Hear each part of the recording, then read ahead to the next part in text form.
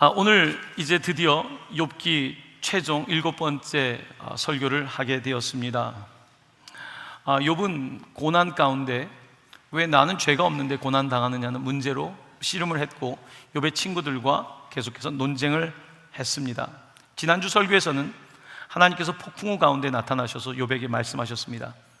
하나님은 욥의 고난에 대하여 답변하시지 않고 질문을 하십니다.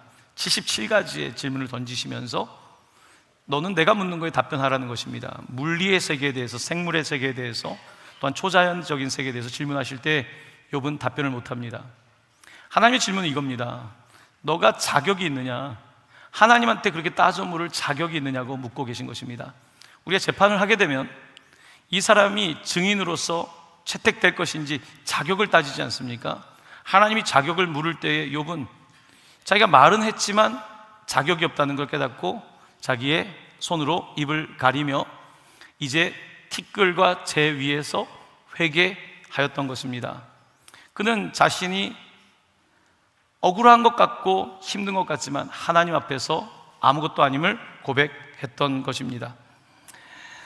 욥기는 우리가 왜 인간이 고난당할까, 왜 세상엔 악이 존재하는가 하는 질문을 던지지만 사실 답변을 하진 않습니다. 욥은 우리를 이해시키지 않습니다. 하나님이 여러분과 저를 다 이해시키진 않습니다. 사람들은 이해를 못하기 때문에 내가 믿지 못하겠다고 하는데 사실은 하나님은 일부러 다 이해시키진 않습니다. 그럼 이해가 되지 않는데 어떻게 믿을까요? 욥은 이해되지 않았지만, 다 알 수 없었지만 끝까지 하나님을 그래도 신뢰했습니다. 하나님은 이해되지 않고 알 수 없지만 끝까지 신뢰하는 사람을 기뻐하시는 것입니다. 바로 하나님은 그런 욥을 바라보셨던 것입니다. 사랑하는 성도 여러분, 우리가 알면 얼마나 알며 정말 살면 또 얼마나 살겠습니까? 하나님을 우리가 오늘 이 자리에서 예배한다는 것은요, 너무 큰 축복입니다. 본 적이 없지만 세례를 받고, 이것은 하나님의 은혜 가운데 은혜입니다. 하나님의 놀라우신 은혜가 함께하기를 간절히 축원합니다. 우리는 하나님을 신뢰합니다. 상황과 상관없이 신뢰합니다. 고난이 다가와도, 어려운 일이 있어도 하나님을 신뢰하는 것, 하나님을 예배하는 것, 하나님 그것을 기뻐하시는 것입니다.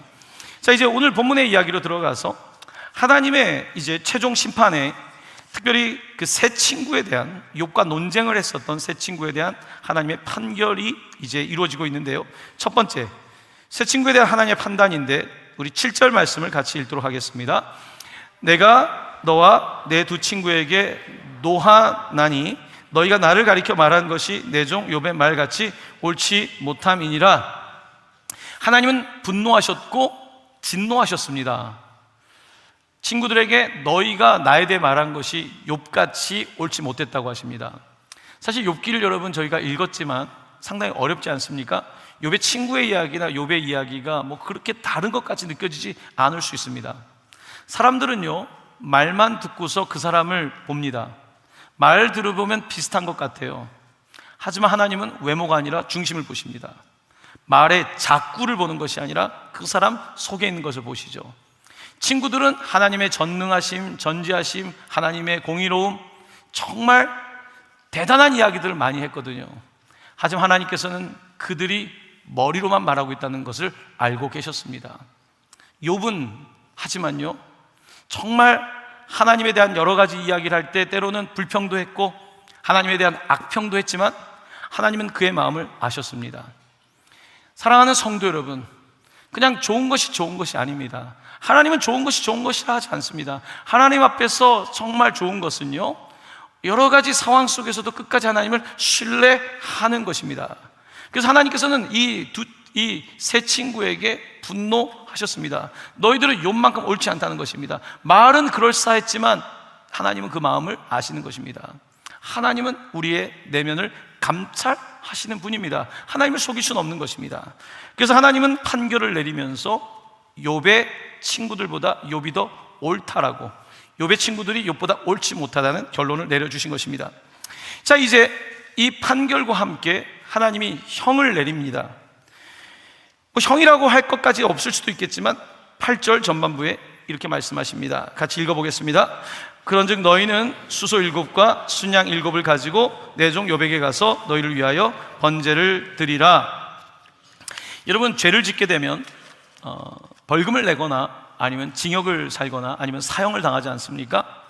이제 세 친구가 하나님 앞에 죄를 지었습니다. 하나님께서는 그들에게 벌금을 내라는 개념은 아니고 구약에서는 속죄제, 죄를 속하기 위해서 제사를 드리라는 것입니다. 그 제사는 수소 7과 순양 7입니다. 성경에서 7은 완전을 뜻합니다. 이 친구들은 굉장히 그럴싸하게 말했습니다만 그들은 하나님 앞에서 완전하지 않았습니다. 온전하지 않았습니다. 하나님 앞에 인테그리티를 지키지 않았습니다. 하나님께서는 그들에게 수소 7과 순양 7을 가지고 와서 번제로 드리라는 것입니다. 번제는 다 태우는 겁니다. 일부를 태우는 제사가 아닙니다. 전체를 다 태우는 번제를 드리라고 말씀하고 있습니다. 이것은 친구들이 말은 그럴싸하게 했고 상당히 겉으로 보기엔 그랬지만 그들의 제사가, 예배가, 번제가 아니었던 것입니다. 그들은 제대로 예배한 것이 아니었습니다. 형식적으로 예배했던 것입니다. 그래서 하나님께서는 분명하게 번제를 드리라고 말씀하신 것입니다. 자, 그런데 흥미롭게도요, 번제를 드리라고 하시면서 그들이 직접 번제를 드리는 것이 아니라 욥이 할 수 있도록 하라고 말씀하셨는데 8절 중간 부분인데 같이 읽어보겠습니다. 내 종 욥이 너희를 위하여 기도할 것인즉 내가 그를 기쁘게 받으리니. 이 세 친구가 하나님께 제사를 드리는 게 허락되지 않는 겁니다. 하나님은 죄인이 예배하는 것을 허락하지 않죠. 그래서 구약에서는 어떻게 했습니까? 제사장이 대신했죠. 이 사람들은 그저 소나 양을 가지고 갔고 분명한 것은 제사장들이 예배했던 거거든요. 지금 이 세 친구는 하나님께 제사 드릴 수 있는 자격이 없는 것입니다. 하나님께서는 욥에게 가서 욥이 이것을 감당하라는 것입니다. 쉽게 얘기하면 욥이 제사장의 역할을 하는 것입니다. 여기에서 우리는 욥의 심정을 생각해 볼 수 있습니다. 이 세 친구가 나한테 너무 고난을 줬고 어려움을 줬는데 내가 이 친구들을 위해서 제사를 드리는 거예요. 예배를 드리는 거예요. 내가 이 친구들을 위해서 기도하는 거예요. 얼마나 어려운 일입니까? 여러분, 나를 힘들게 했던 사람을 위해서 기도 안 하지 않습니까? 내가 사랑하는 가족을 위해서는 기도하고 내가 원하는 어떤 물질을 위해서는 기도하지만 나에게 어려움을 준 사람을 위해서 기도하지 않지 않습니까? 그런데 하나님께서는 너에게 어려움을 줬던 이 세 친구들이 이 번제물을 가지고 올 때에 욥에게 기도하라고 말씀하신 것입니다. 여기서 우리는 놀라운 하나님의 마음을 볼 수가 있습니다. 그것은 바로 용서와 화해입니다. 하나님께서는요, 욥에게 세 친구에게 판결하니까 이제 여러분 재판서 끝나면 빠이빠이 아닙니까? 이제 끝나서 각자의 길을 가는 게 아니에요. 하나님은 그렇게 재판하지 않습니다. 재판하신 이후에 너희들이 서로 용서하고 화해하라고 말씀하고 있는 것입니다. 아니, 내가 왜 저 친구랑 화해합니까? 왜 용서합니까? 하지만 하나님은 오늘 이 세상의 법정이 아니라 하나님 앞에서 용서와 화해를 하라고 하시는데요, 우리 8절의 후반부 말씀을 같이 읽도록 하겠습니다. 너희가 우매한 만큼 너희에게 갚지 아니하리라. 이는 너희가 나를 가리켜 말한 것이 내 종 욥의 말같이 옳지 못함이라. 하나님이 설명하십니다. 너희 친구들은 우매하기 때문에, 어리석기 때문에 하나님을 아는 것처럼 말했지만 몰랐는데 내가 그들한테 대갚지 않을 테니까 대신에 너가 그들을 위해서 제사장으로서 역할을 감당하라고 말씀하신 것입니다. 하나님은 우리가 용서와 화해의 공동체가 되기를 원하십니다. 예수님께서는 이런 말씀하셨습니다. 너희가 예배를 드리다가 잘못한 일이 생각나거든 여기서 예배하는 게 중요한 게 아니라 그 사람과 화해하고 와서 예배 드리라고 말씀하셨습니다. 하나님은 그냥 우리가 오늘 예배를 드렸다, 1시간을 예배를 드렸다가 중요한 것이 아니라 우리가 정말 진심으로 하나님의 말씀을 실천하고 용서와 화해하고 있는지를 묻고 계시는 것입니다. 자, 이제 미국에서 이제 신학 공부를 할 때 한인 교회에 갈등이 생겼습니다. 그 전임 목사님과 장로님 사이에 큰 갈등이 생겨서 이제 고소하는 데까지 가는 상황이 되게 되었습니다.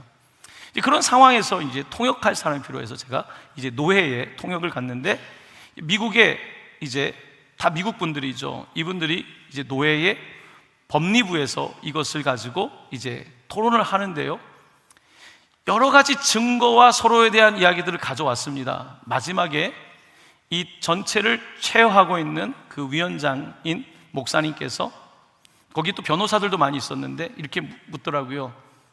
이제 용서하면 안 되겠습니까? 이제 화해하면 안 되겠습니까? 사회법정까지 가서 이 케이스를 가지고 다퉈야 되겠습니까? 하지만 그곳에 있는 장로님은 너무 화가 나 계셨어요.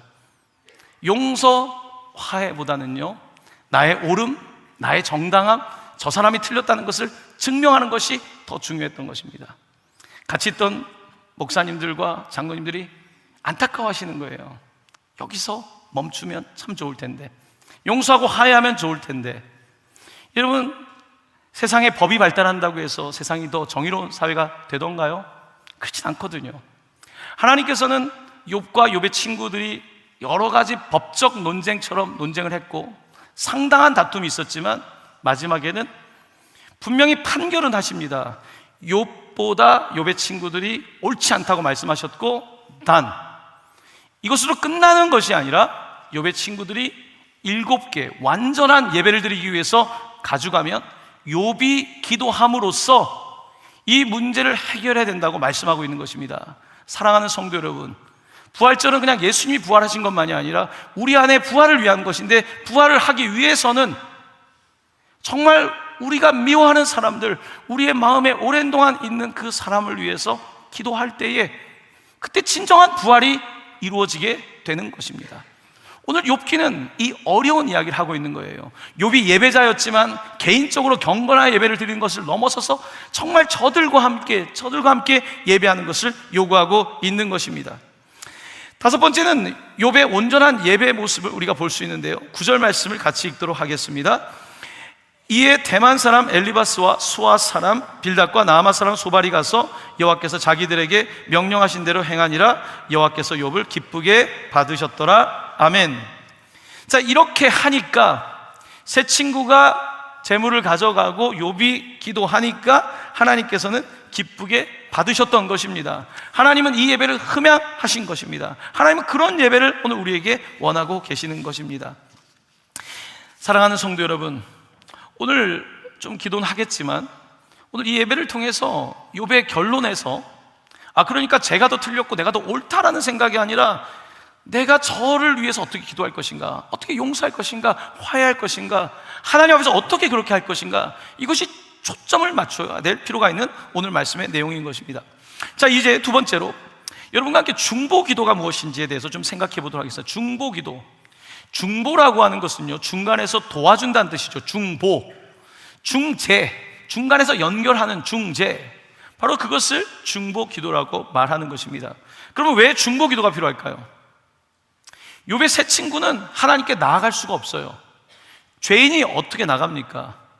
그러니까 누가 대신해서 이 친구들을 위해서 기도를 해야 되는 거예요. 그게 중보인 거예요. 하나님은 욥에게 그것을 요구하고 있는 것입니다. 우리가 중보기도 한다고 할 때 기도할 수 없는 사람들이 있어요. 왜 기도를 못할까요? 하나님이 누군지 알지도 못하고, 죄가 뭔지 알지도 못하고, 어리석어서 그냥 세상만 보고 살아가는 사람을 위해서 본인은 기도하지 못하는 거예요. 그러니까 중보자가 필요한 거예요. 우리가 그들의 영혼권을 위하여 기도하는 거예요. 그의 인생을 위하여 기도하는 거예요. 왜냐하면 본인은 기도할 줄 모르니까 중보자가 되는 것입니다. 병상에 있는 분들을 위해서 우리가 중보기도 하지 않습니까? 특별히 교회 중보기도부가 많은 기도를 올려드리는데요, 너무 아프면 사실 기도가 안 나와요. 너무 아프니까. 아파서 기도한다는 것도 어느 정도죠. 너무 아프면 기도를 못합니다. 우리 교회 항암하면서 매주 금요일마다 오는 권사님이 있습니다. 제가 권사님을 보면 정말 교회 나오는 게 너무 내가 막 미안할 정도예요. 그렇게 아픈데 정말 너무 아플 때 정말 누군가가 나를 위해 기도한다는 거 아닙니까? 왜냐하면 내가 기도할 수 없기 때문에. 바로 기도할 수 없는 그 사람을 위해서 중재하고 중보하는 것입니다. 바로 이것이 정말 하나님이 욥에게 원하는 거예요. 여러분에게 원하는 것입니다. 나를 위해 기도하는 거 누가 못합니까? 내 자식 위해 기도하는 거 누가 못합니까? 하지만 정말 기도하지 못하는 사람을 위해서, 북한은 기도를 모르지 않습니까? 북한을 위해서 우리가 대신 기도하고, 기도할 수 없는 사람을 위해 기도하는 것, 그것이 하나님이 욥에게 요구하고 있는 거예요. 그 중보 기도를 요구하고 있는 것입니다. 그것을 하나님은 기쁘게 받으시는 거예요. 바로 그 예배를 요구하고 있는 것입니다. 자, 중보 기도란 무엇인가? 에스겔 22장 30절을 보면 좀 더 명확하게 알 수가 있습니다. 무너진 데를 막아서는 것이 중보 기도입니다. 영어는 stand in the gap 이라고 되어 있습니다. 그 사이, 갭, 벌어진 사이에 서 있는 것.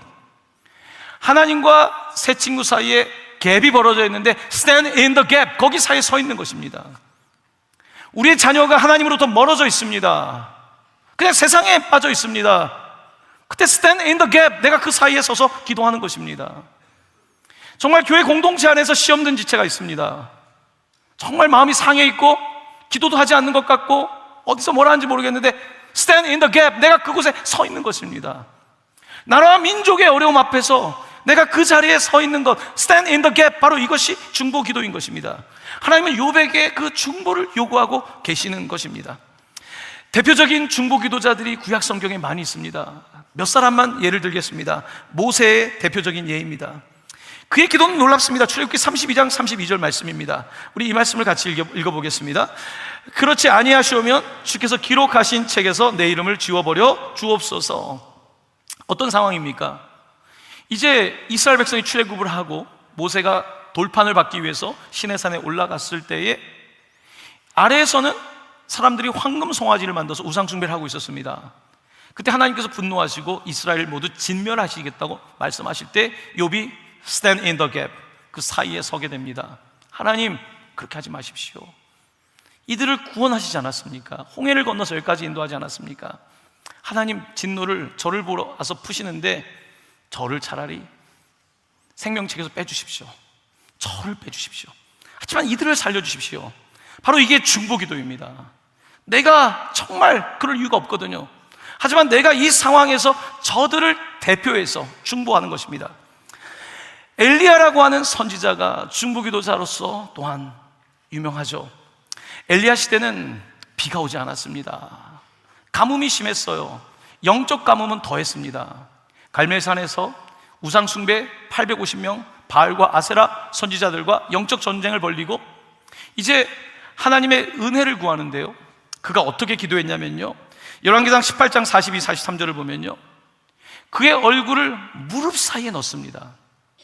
그의 얼굴을 무릎 사이에 넣었다는 것은 가장 낮은 자세로 기도하는데 7번까지 바다에 가서 구름이 떠오르는지 사환에게 보라고 이야기를 합니다. 여러분, 내가 뭐하러 그렇게까지 기도합니까? 하지만 그 무릎 사이에 머리를 넣고 기도합니다. 하나님, 이 이스라엘에 비를 주십시오. 정말 물이 없고 농사를 지을 수 없어 굶어 죽는 아이들이 있는데 하나님 구원해 주십시오. 물을 주십시오. 하나님, 이곳이 영적으로 메말랐는데 하나님 비를 주십시오. 그렇게 기도했던 것입니다. 기도할 때 하나님께서 엘리야의 마음에 이 음성을 들려주셨어요. 내가 비를 주겠다. 그는 기뻤습니다. 사환에게 바다에 가서 비가 오는지 구름이 오는지 보라는 거예요. 구름이 안 보이는 거예요. 그때 엘리야는 7번까지 가라고 합니다. 7번까지 갔을 때 바다 쪽에서, 저쪽에서 손바닥만한 구름 하나가 일어나게 되었습니다. 할렐루야. 정말 민족을 위하여 기도할 때 손바닥만한 구름 하나가 일어났는데 이제 놀라운 은혜의 비가 이곳에 부어지기 시작하는 것입니다. 바로 이것이 중보입니다. 내 문제가 아니에요. 나라 민족을 위해서, 저 사람을 위해서 내가 대신 stand in the gap, 그 사이에 서는 것을 중보라고 말하는 것입니다.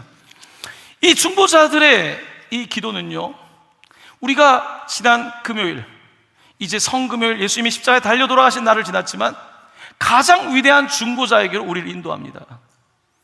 바로 예수 그리스도께서는 이 땅 가운데 오셔서 하나님과 우리의 사이가 얼마나 멉니까? 죄 가운데 얼마나 멉니까? 우리 눈이 가려서 하나님을 보는 사람이 어디 있습니까? 당연히 자연을 보면 하나님을 봐야죠. 꽃을 보는데 하나님이 안 보이는 게 말이 됩니까? 바람이 부는데 어떻게 하나님을 보지 못합니까? 아이를 출산하고서 하나님이 보이지 않는다는 게 말이 됩니까? 사람들은 죄 가운데 눈이 가려져 있고 하나님을 보지 못하지 않습니까? 이렇게 멀어진 그 갭 사이에 예수님께 십자가 위에서 stand in the gap, 그가 그곳에 서신 것입니다. 그 서신 거예요. 우리의 눈을, 우리 하나님을 볼 수 있도록 하기 위해서 그가 그곳에서 기도하시는데요, 그의 기도는 놀랍습니다. 누가복음 23장 34절입니다. 같이 말씀을 봉독합니다.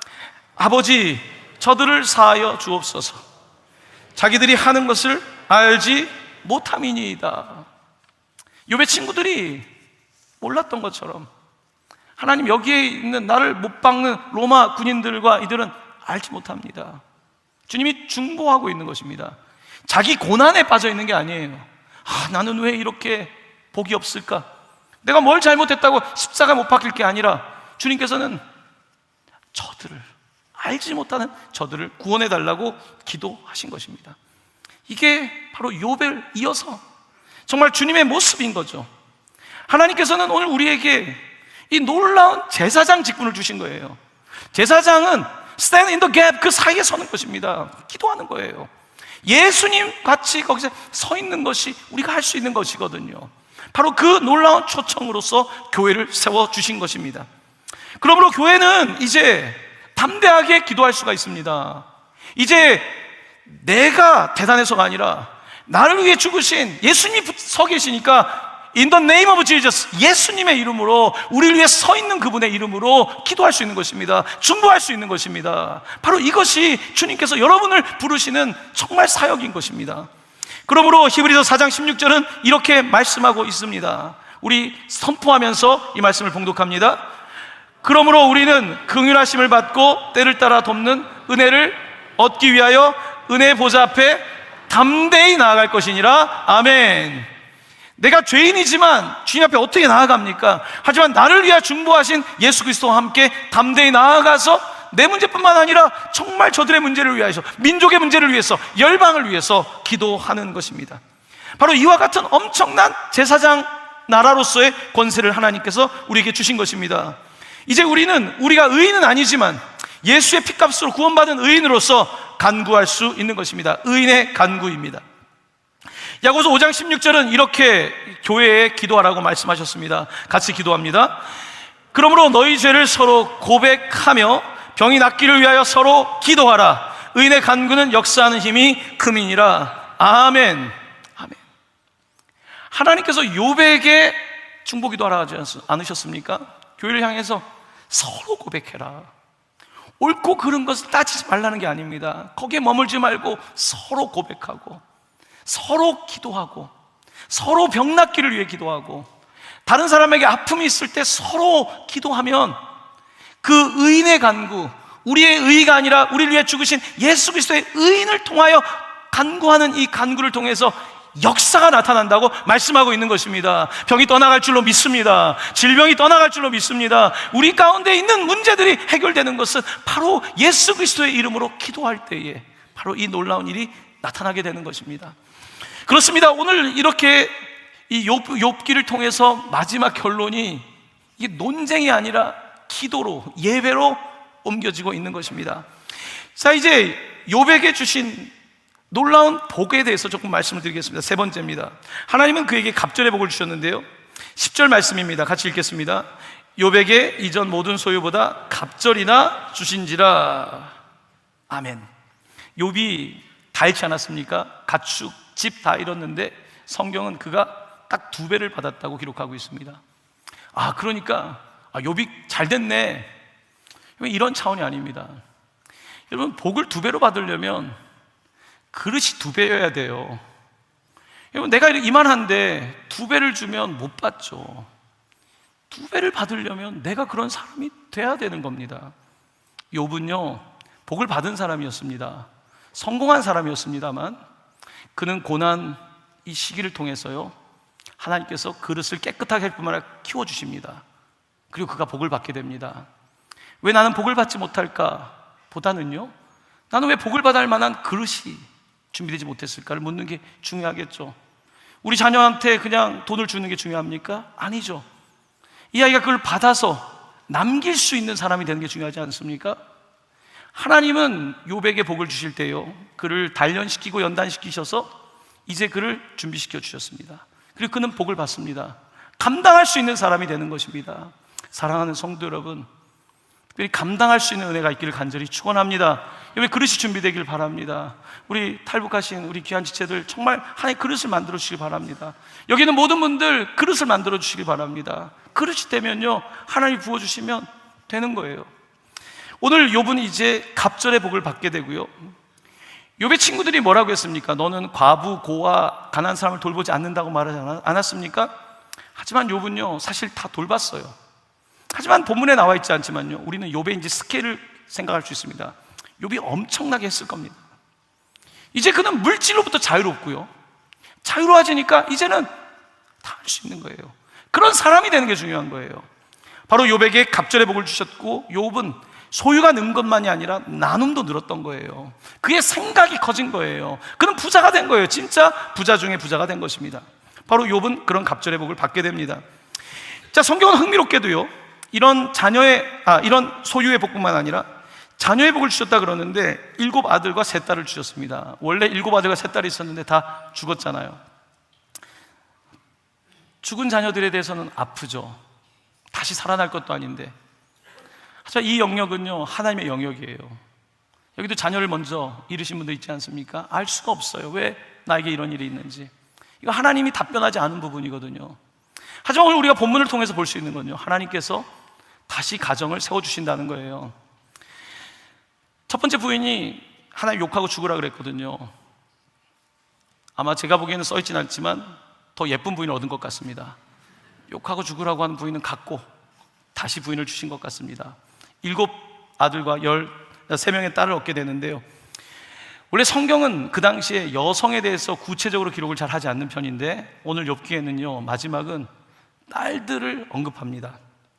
아들은 언급을 안 합니다. 딸이 좋은 시대 맞습니다. 42장 13에서 15절입니다. 같이 읽겠습니다. 시작.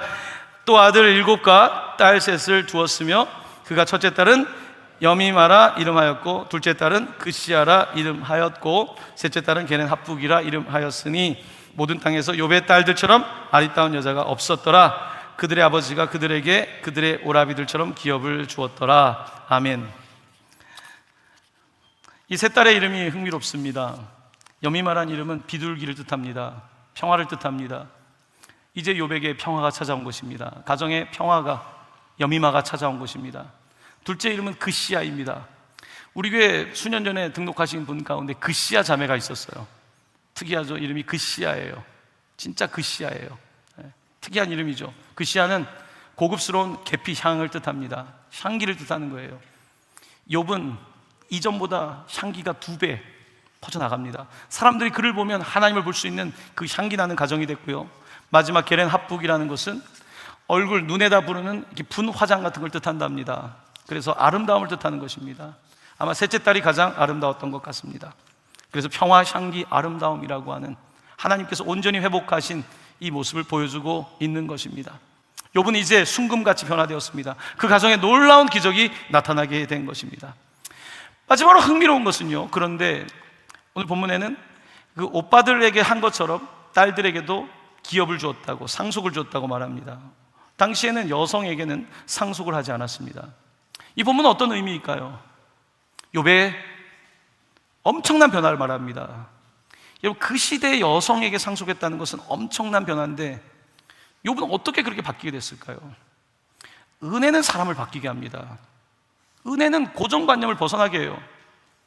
늘 그냥 그대로가 아니에요. 은혜를 받게 되면 딸들이 보이는 거고 딸들에게도 상속을 하는 거고요, 정말 은혜를 받으면 사람이 평범한 수준에 머물지 않습니다. 욥기에서 정말 너무 레디컬한, 너무나 이해할 수 없는 이 내용이 기록되어 있는 것을 볼 때 욥이 대단한 사람이 된 겁니다. 그는 이제 정말 그릇이 큰 사람이 된 거예요. 고정관념을 뛰어넘고 사람들의 상식을 뛰어넘고 정말로 줄 수 있는 사람, 여성을 축복할 수 있는 사람, 이런 사람이 된 거예요. 욥은 놀라운 사람으로 변모되었습니다. 그를 변화시킨 것은요, 바로 고난이었습니다. 고난 중에도 하나님을 신뢰했기 때문입니다. 사랑하는 성도 여러분, 고난 중에 있습니까? 이해되지 않는 상황입니까? 하지만 주님을 신뢰한다면요, 끝까지 신뢰한다면 하나님께서 반드시 여러분들을 붙잡아 주실 것이고 복을 주실 거라고 믿습니다. 여러분들에게 그릇을 준비해 주실 것입니다. 정말 그릇을 준비해 주실 것입니다. 그때 하나님이 부어주실 것입니다. 내가 준비되지 않았을 때 받는 것보다 준비되었을 때 받는 것이 중요하지 않습니까? 준비하시기를 바랍니다. 하나님께서 은혜를 주실 줄로 믿습니다. 이제 마지막 복은 그가 죽음의 복을 받습니다. 죽음의 복인데요, 저는 호상의 복이라고 부르고 싶습니다. 우리가 장례 가면 장수하신 분들한테 호상이라고 말하지 않습니까? 호상의 복.